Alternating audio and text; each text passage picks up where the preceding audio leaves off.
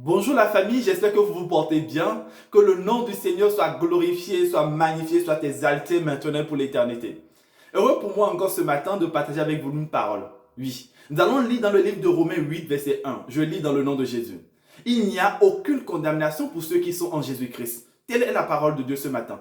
Aucune condamnation, oui. Si peut-être vous venez d'une famille où vous pensez que les alliances ancestrales vous perturbent, parlent contre vous, ou peut-être vous avez eu des propos dans le passé qui sont utilisés aujourd'hui contre vous, oui, ou qui a noué une alliance dans une relation passée et qui traîne encore sur lui ou sur elle, oui. Ce matin, je viens vous annoncer une bonne nouvelle. Le Seigneur Jésus-Christ dit, si vous venez à lui, il n'y a plus de condamnation pour vous sur cette terre.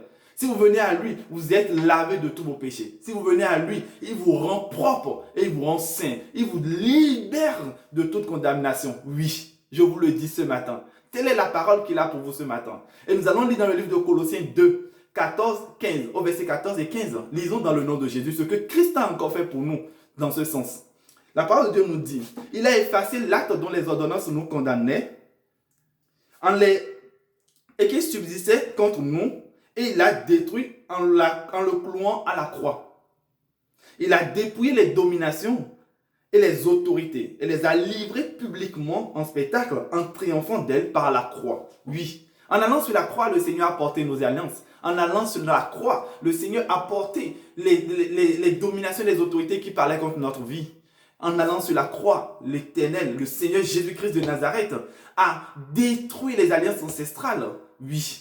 Et aucune autre alliance que l'alliance de Dieu ne peut parler dans notre vie. C'est pour ça, ce matin encore, il nous exhorte qu'il a déjà fait le travail d'entrer seulement dans sa présence, de le recevoir dans notre vie pour être dans ce repos éternel. Car sur la croix, il n'a pas dit tout s'accomplira. Non, il a dit tout est accompli.